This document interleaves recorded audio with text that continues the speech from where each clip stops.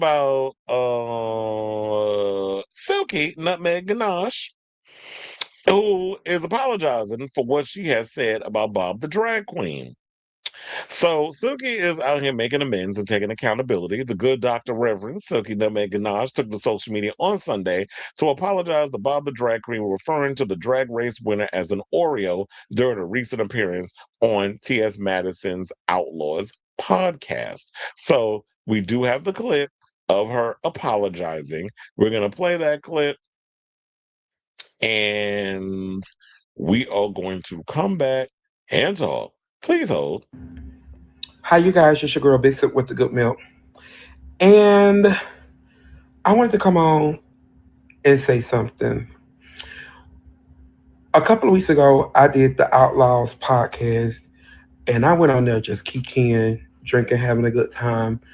But within that, I said something like, as someone that is pro black, that I should have never said to even begin with.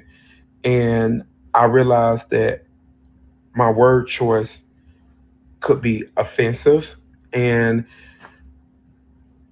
if I'm grown enough to say what I said in the public, I felt like it deserved a public apology. So I wanted to apologize to my friend Bob, the drag queen, because in reality, the hard work that Bob do, I never want to diminish that.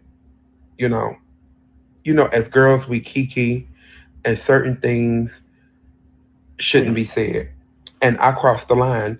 And I am one specifically, like, I was just on live with Bob just a couple of weeks ago, and I was telling Bob how much I appreciate like what he do, because it gives me inspiration and hope that I can do it too. And I just wanted to come on and publicly apologize to Bob for the words that I said. And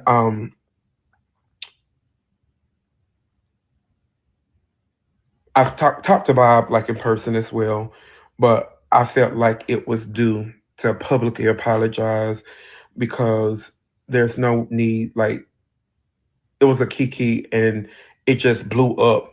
Like, I never knew it blew up.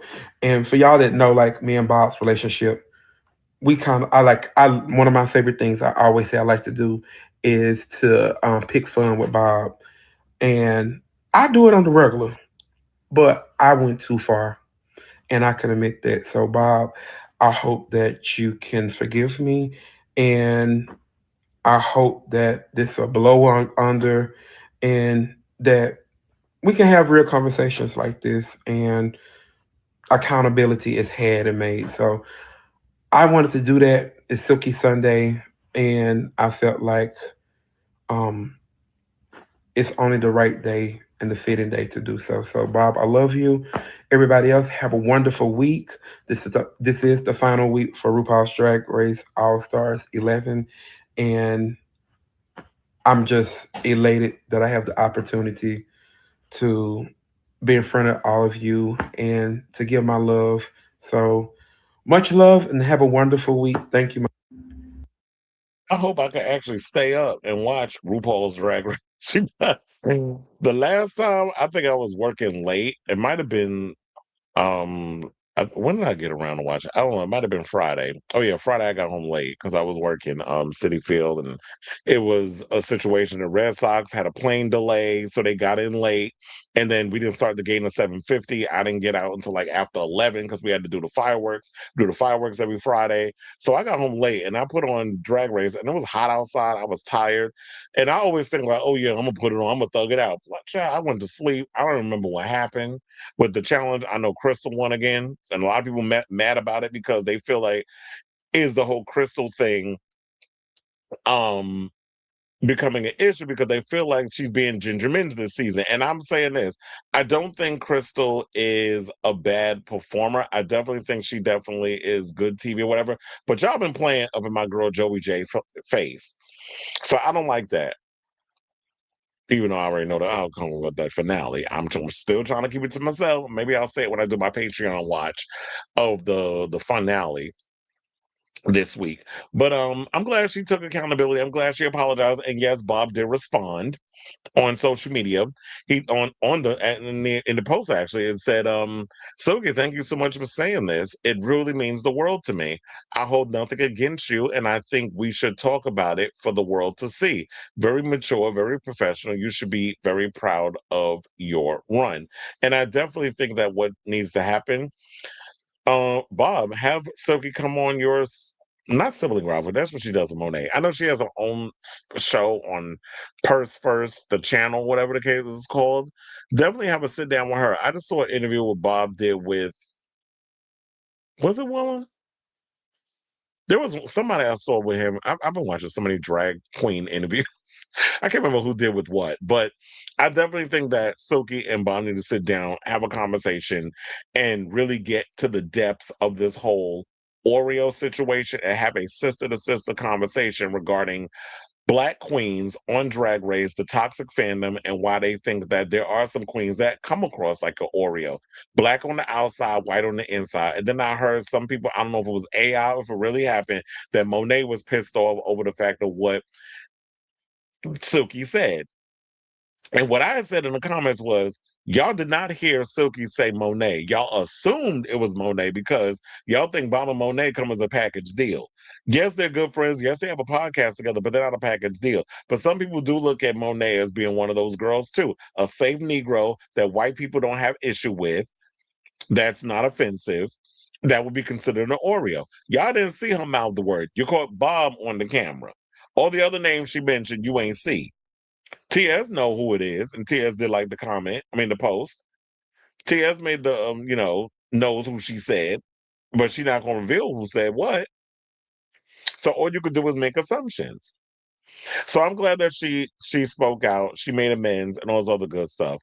Now the next person I don't see this happening with that she gonna make amends with will be Akira Chanel Davenport because Miss Akira Chanel took to social media. Not only was she complaining about y'all up in here talking about y'all thinking y'all know what a lip sync is, y'all think people doing all kinds of gymnastics and backflips and all other stuff requires a lip sync. It's like, no, some of y'all need a master class in lip syncing. And what we got from Kennedy Davenport and Akira Davenport, that to me was a master class where it's just like it takes more to do to a lip sync than do crazy stunts. I think there's two people in my opinion, that really diversify their portfolio in regards to do it. Well, many people. I think Kennedy Davenport is able to do it because she can get up there do them high kicks, all the stuff, but she can also emote. I think also Latrice Royale is probably is good at it as well. She definitely does that. Remember when she did Natural Woman? She sat up there and embodied the song. You had Kenya Michaels up there doing all this damn plies and twirls and shit like she was Britney Spears in the damn house in the foyer in the Gerber baby panties doing and doing the knife dance. And it's like, sis, what are you doing? You don't need to do that to Miss Aretha Franklin, Auntie Riri. You don't need to do that with all of her. Get up there in the moat. She know how to do it. And that's why her ass went sashaying away. I also think Juicy Love Dion is another one that's able to really embody all the characteristics of a lip sync.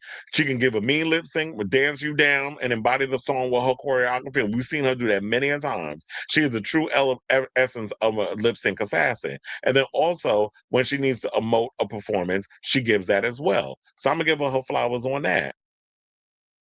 I'm sure there's others that I could think about, but I can't think of it all the top of my head. So Akira went.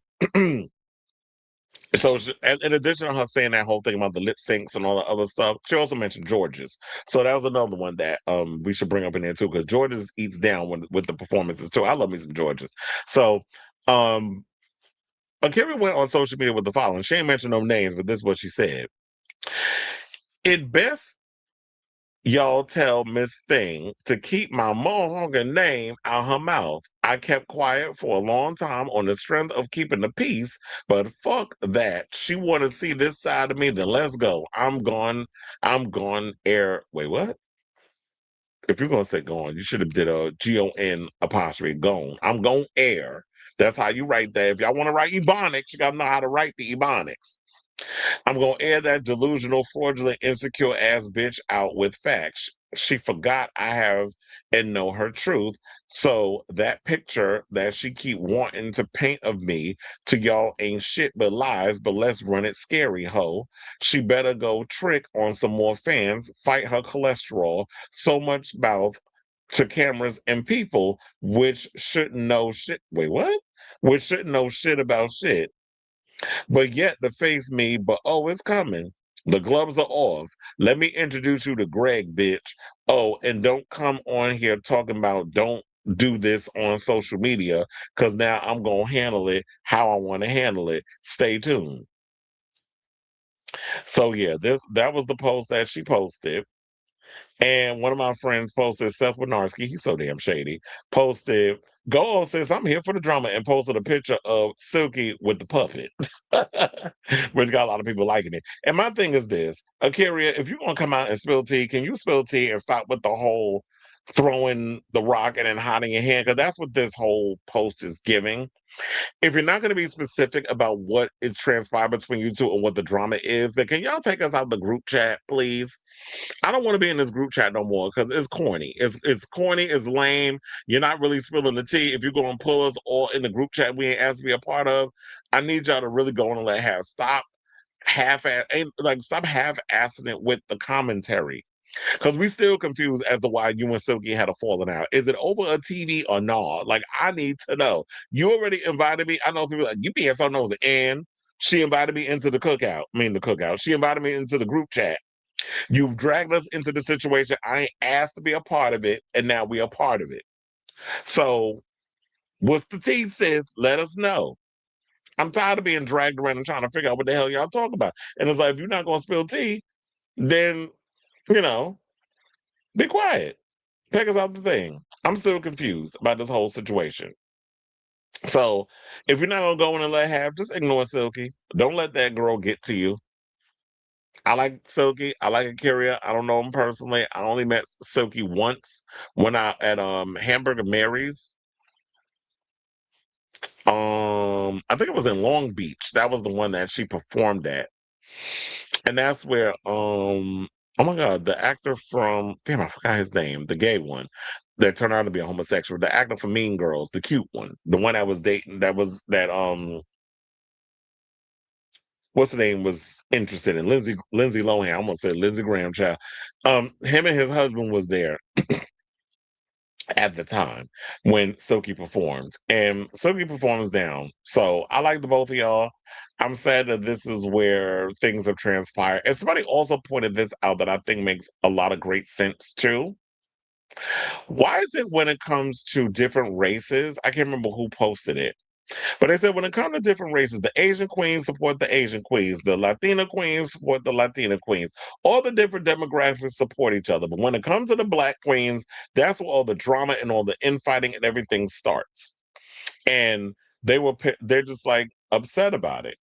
And last but certainly not least, now this reminded me because Lady Bunny posted something earlier that I think um I happened to see where she was talking about this whole Akira Silky drama. So now I need to go and find that real quick once I get through all her political stuff. Um how long ago was that was in there? I don't say it, I don't say it, I don't say it, I don't say it. I think it was about the beef and everything that was going on between Silky and the and old girl, whatever. But I can't really find it. And it was somebody like, yeah, why is it that RuPaul's Drag Race continues to oh wait, I found it. Took me a second. I had to get through all the Lindsey Graham stuff. Yet another example of how drag race and gay media pits queens versus each other for while the judges pretend to be benevolent mentors. Were these two queens cast on the same season to excel or to fight each other over existing beefs, like when Alyssa was cast with Coco Montrese, hoping their old pageant baggage wouldn't restart? I don't know Akira or Silky, but both strike me as talents. Silky is known as a lip sync assassin and is very pretty. Akira impressed viewers recently with her lip sync to Deborah Cox, even versus the genius lip syncer Kennedy Davenport. Akira is also known for her exquisite costumes. In a now deleted FBI and a now deleted Facebook post. Jesus, I know it's like the end of the time. I've been on here 5 hours. I'm tired. In a now deleted Facebook post and in a video chat at Roscoe's, Akira seemed hurt that her former friend Silky had ditched her, despite Silky allegedly stealing Akira's TV. If that's true, am I supposed to be impressed that RuPaul's Drag Race is casting thieves like Ru once stole an AC unit from where I live when I live with him?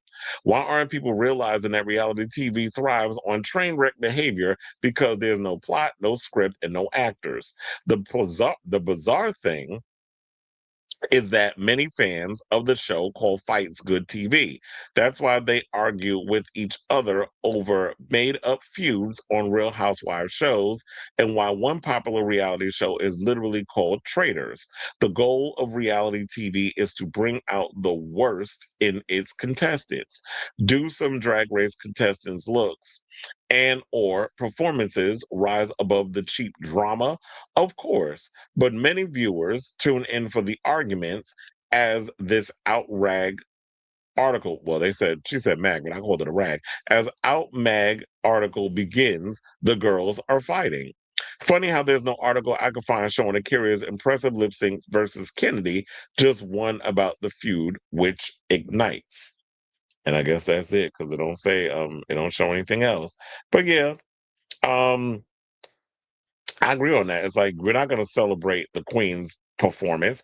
We're going to celebrate the drama, and it's unfortunate that that's where we are as a society. Especially, we love pitting black people, black women, black queens, black against each other in regards of clicks and likes and views and ratings and all other stuff. And Rue is taking all this shit to the bank at the end of the day. So shout out to you, Silky.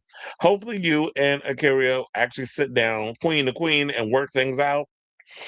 I don't see that happening, but at least you're off to a good start by apologizing to Bob, and hopefully y'all work out y'all stuff in an interview with each other. And I just saw that Silky just sat down with Mistress Isabel Brooks to do a little interview thingy over on her Mistress Mondays. So I guess I got to check that out because Silky getting around, child. So I say all this to say, what do you guys think of this story regarding Silky Nutmeg Ganache making amends with Bob the Drag King, but she's still out here fighting with a Curiosity Davenport? So whatever your thoughts are on this matter, let me know in the comments down below.